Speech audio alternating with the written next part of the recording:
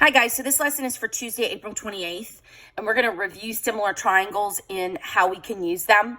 And you've seen this before. This is a skill from 7th grade that we're going to apply into an 8th grade skill. And basically, we're going to use the concept of similar triangles when they look similar to each other to find missing side lengths based on that.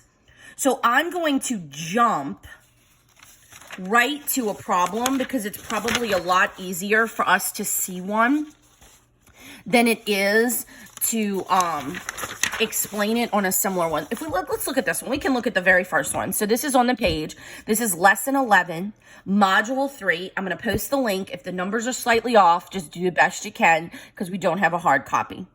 So I'm going to take, and I see two triangles here. I see this little one and I see this big one that has the little one in it. So what I'm going to do is I'm going to redraw myself a big triangle and a little triangle. And I'm going to label what information they give me.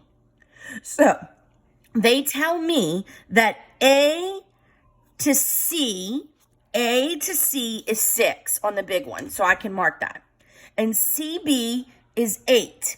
But they do not tell me A to B. They only tell me this little piece, so I can put that on my little triangle. And they tell me this little piece, so I can put that on my little triangle. So if you can notice, I am missing this and I'm missing this. I can find those pieces by borrowing what I know from the similar triangles. So looking at this, I'm going to set up a proportion. And so this goes back to your 7th grade work to use basically what I know to find what I don't know. So I know 6 compares to Y. So I'm setting up my proportion, okay? And I know that 8 compares to 2. And now I can solve. So what I basically did was take the two sides and compare them to the two triangles. Notice that I used a side that has both pieces so that I get a full fraction here, and then I get the one that I'm missing here. So if I set up the other one to find x, I would have x over 2.7, and then I would borrow the 8 over 2 again. What this does is it keeps the shape proportional, which means it keeps it similar. By using a proportion, I'm keeping the scale factor exactly the same. So what I would do then is cross multiply, and I would get 2x equals, and then whatever 8 times 2.7 is, which I don't know. And this side would be 8y equals 12, and I would be able to solve that. I'm okay with fractions and decimals because they gave me fractions and decimals in here.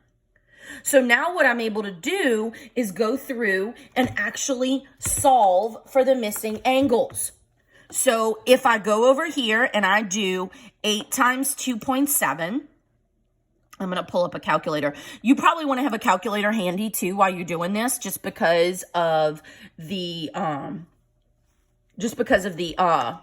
calculation pieces that you want to do good.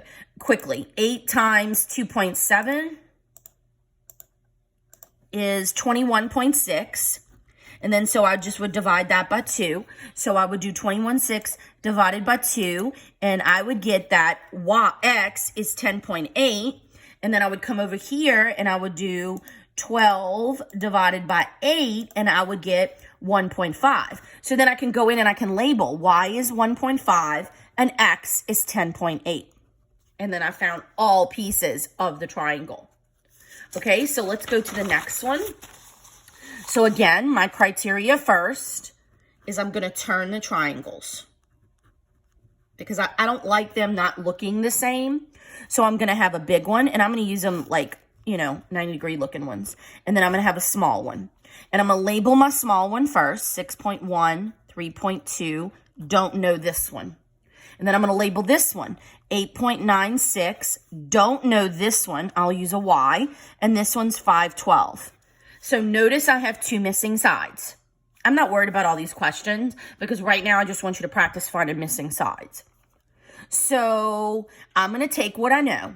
So 8.96 compares to X and 5.12 compares to 3.2. Now remember, what you need to make sure you do is if you start with the big triangle on the tops of the fractions, you got to keep doing that. And then do the bottoms as the small. If you start with the small on top, then you've got to put the bottoms. You got to keep them same to same when you're writing the proportion. So then I'm going to cross multiply for this. So I'm going to my calculator because it's got decimals. 8.96 times 3.2 equals 5.12x equals 28.672. So then I'm going to divide that by 512 to get what that equals. And I get 5.6 equals x. So then I can put the 5.6 right here, and it can be a piece that I use. So now I want to know y. So y compares to 6.1, and 8.96 compares to the new one, 5.6. Cross multiply, and I'm able to get the answer. So then I would do 5.6y equals, and then I come over here into my calculator, 8.96 times 6.1 equals the 54.656, divide by this, 5.6. So I'm going to get 54.656 divided by the 5.6 equals, and I'm going to get y equals 9.76. And then now I have all sides of my similar triangles.